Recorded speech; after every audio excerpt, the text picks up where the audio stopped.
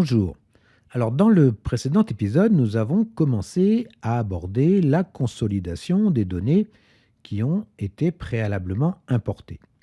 Dans ce nouvel épisode, nous allons voir comment développer des petites fonctions de recherche pour rechercher la product line et le poids des produits assemblés à partir d'un numéro de code article ou d'un numéro d'item, mais dans une feuille contenant plusieurs tables de données. Apprendre à automatiser un reporting, c'est une formation de plusieurs heures, une succession de procédures, et c'est pour cette raison, afin de conserver la pédagogie de microlearning, j'ai volontairement scindé cette formation en plusieurs épisodes. Alors il vous sera ainsi plus facile de revenir sur chaque étape de ce traitement de données automatisé. Dans chaque épisode de cette formation, vous trouverez dans la description le support de formation que vous pourrez télécharger, et puis le lien vers là où les vidéos précédentes. Pour ceux qui prennent le train en marche, vous trouverez sur le site xl1click.com, dans la rubrique formation initiale, tous les liens vers les 44 vidéos de la formation initiale Excel VBA, et puis également les liens vers cette formation qui est donc consacrée à l'automatisation de reporting. Alors si vous appréciez le contenu, abonnez-vous à la chaîne, activez la cloche pour avoir la primeur du prochain épisode. Et puis également, si vous souhaitez par un don soutenir la chaîne, vous trouverez dans la description le lien Tipeee XL1Click.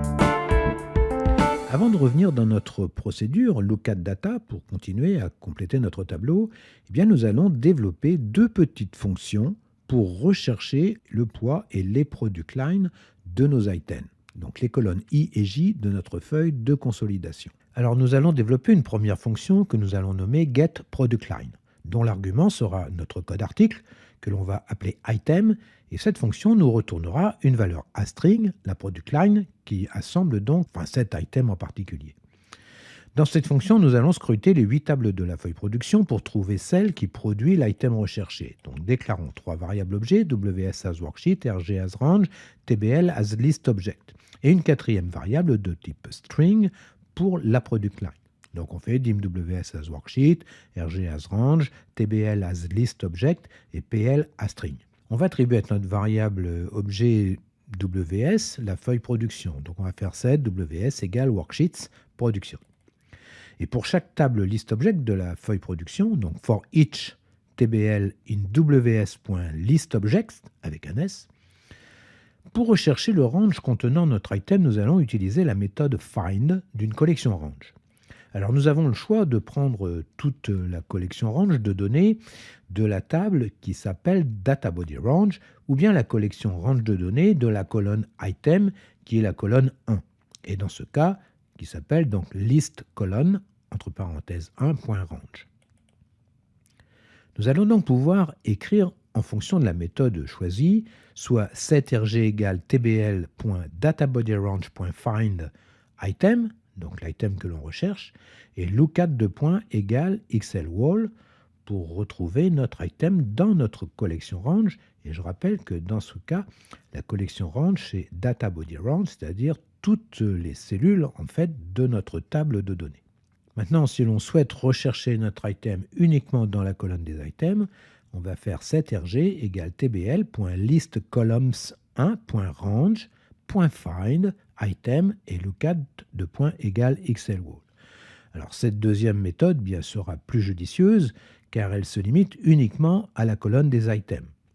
Utiliser dataBodyRange, dans le cas où on ait beaucoup de champs de données, beaucoup de colonnes, ça sera moins pertinent. Donc on a plus intérêt à utiliser le champ de données qui contient l'item que l'on recherche. Si l'on ne trouve pas ce champ contenant notre item, alors RG sera égal à nothing. Et dans le cas contraire, donc if not RG is nothing, then PL égale ws.cells, rg.roll, donc la ligne de ce champ, rg.colonne, la colonne de ce champ, et plus 2, on va se décaler de 2 colonnes pour retrouver donc la product line. Et on va faire un exit for une fois qu'on aura trouvé notre product line. On ne va pas s'amuser à scruter toutes les tables de la feuille production si on retrouve notre item dans la première table. Donc le NDIF en plus, le next TBL et puis getProductLine égale PL. On attribuera à notre fonction getProductLine la variable PL qu'on a retrouvée ici avec ws.cells rg.row, rg.colonne plus 2. On va libérer notre mémoire, setWS égale nothing et setrg égale nothing, et puis ça sera la fin de la fonction avec le end function. Donc nous allons maintenant développer la deuxième fonction pour rechercher le poids. Donc pour développer la fonction de recherche du poids, bien on s'inspirera de la fonction précédente. On appellera bien cette fonction getWeight, et cette fonction bien retournera une valeur numérique décimale à single et non plus à string. Et vous avez également compris, j'imagine, que le poids se trouve décalé donc d'une colonne par rapport à l'item. Nous aurons donc kg égale ws.cells, entre parenthèses, rg.row, virgule rg.colonne, plus 1, et non plus plus 2, puisque notre poids se trouve dans la colonne à droite de notre item. Et on en profitera pour faire un retour avec un arrondi à 3 décimales. Alors, nous allons déclarer une nouvelle procédure pour pouvoir compléter les colonnes 9 et 10 de notre table de consolidation. Donc, on va déclarer une sub qu'on va appeler extract production data. Pour chaque item de notre table donnée à consolider, il va falloir lancer nos deux fonctions. Cette procédure va prendre un peu de temps à s'exécuter puisque pour chaque item de la feuille data, nous allons devoir lancer nos deux fonctions qui chacune fait une boucle sur chacune des tables de la feuille de production. Nous avons donc plusieurs boucles imbriquées.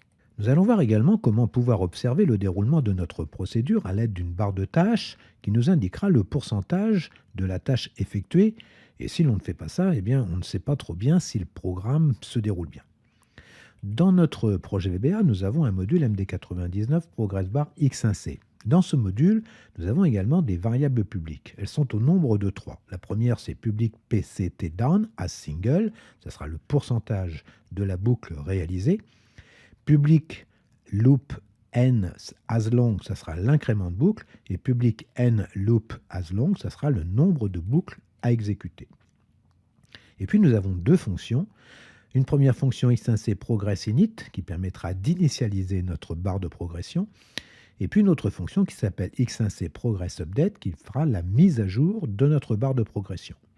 Alors ces deux fonctions, elles ont deux arguments. Le premier argument, myForm as userForm, ça sera donc le formulaire dans lequel se trouve notre barre de progression. Et puis un deuxième argument optionnel, mySub as string, où on pourra entrer dans une chaîne de caractères le nom de la sub qui s'exécute. Pour pouvoir connaître l'état d'avancement de notre procédure, il va falloir connaître le nombre de boucles à effectuer. Cette valeur sera chargée dans la variable publique nLoop. Alors voyons comment faire. Les sub extract production data. On va faire un dim ws as worksheet, tbl as list object, donc ce sera notre table tbl data, lstr as list row, ce sera le nombre de lignes en fait de notre table data, i as integer, ça sera un incrément de boucle, et puis item as string, bien ça sera notre code article. On va faire un setWS égale worksheets data, settbl égale ws.listObject avec un s entre parenthèses et entre guillemets tbl data, donc notre table listObject. nLoop égale tbl.listRows.count, donc égal au nombre de lignes qu'on va trouver dans notre table tbl data. On va initialiser notre barre de progression avec progressInit, premier argument UFImport, ce sera donc notre formulaire dans lequel se trouve notre barre de progression. Et puis le deuxième argument, ce sera une chaîne de caractères, donc le nom de notre procédure en exécution, extract production data. On va faire une boucle for i égale 1 to tbl.listrows.count. Donc l'item, ça va être tbl.dataBodyRange i,5, donc le cinquième champ de données de notre table de données, .value. tbl.dataBodyRange i,10 égale, et là on va lancer notre fonction getProductLine avec l'argument item qu'on aura récupéré dans le bloc précédent. Et puis tbl.dataBodyRange i,9 égale, alors on va lancer notre fonction getWeight avec l'item toujours, mais par contre on va la formater pour n'avoir que 3 chiffres après la virgule. Donc on fera format getWeight item, virgule, ouvrez les guillemets, 0.000, fermez les guillemets, fermez la parenthèse. On va maintenant mettre à jour notre barre de progression, progressUpdate, premier argument UFImport, et puis deuxième argument, bien toujours le nom de notre procédure, extract production data. Et puis on aura notre next i. Ensuite, on va bien sûr libérer notre mémoire en faisant set WS égale nothing et set TBL égale nothing. Donc revenons dans notre sub local data pour finaliser la consolidation de nos données. Donc on va faire appel à notre procédure extract production data pour récupérer la product line et puis le poids. Donc on va faire call extract production data. Ensuite, nous avons quelques formules à définir dans les colonnes de 11 à 15. Donc c'est tout simple, on va faire dans la colonne 11, on va faire tbl.data body range, ouvrez la parenthèse 1,11, ça va être donc la colonne 11, la première ligne de données, égale, et là on va rentrer notre formule, égale, ouvrez les crochets, arroba purchasing, fermez les crochets, plus, ouvrez les crochets, arroba added value, fermez les crochets et fermez les guillemets. Voilà, ensuite, pour la colonne 12, ça va être le standard cost multiplié par la quantité. Pour la colonne 13, ça va être le sales price unit multiplié par la quantité. Pour la colonne 14, ça sera le sales price volume divisé par le standard cost volume. Et puis pour la colonne 15, ça sera le weight, kilo, multiplié par la quantité. Puis enfin, on libérera notre mémoire avec set TBL égale nothing et set WS égale nothing. Alors revenons dans le module de notre formulaire UF-import pour coder l'événement clic du bouton CMD Consolidation. Alors soit vous faites un double clic sur la représentation graphique du bouton Consolidation, soit vous passez par le menu déroulant en haut de la fenêtre de code. Donc on a une private sub qui s'appelle CMD Consolidation Click. Donc on va faire appel à notre procédure main consolidation en faisant call main consolidation et puis WS menu.select pour sélectionner notre feuille menu, me.hide pour fermer notre formulaire et unload.me pour décharger notre formulaire et puis le nsub. Et avant de voir comment exporter notre reporting, nous allons tester notre application depuis l'importation jusqu'à la consolidation.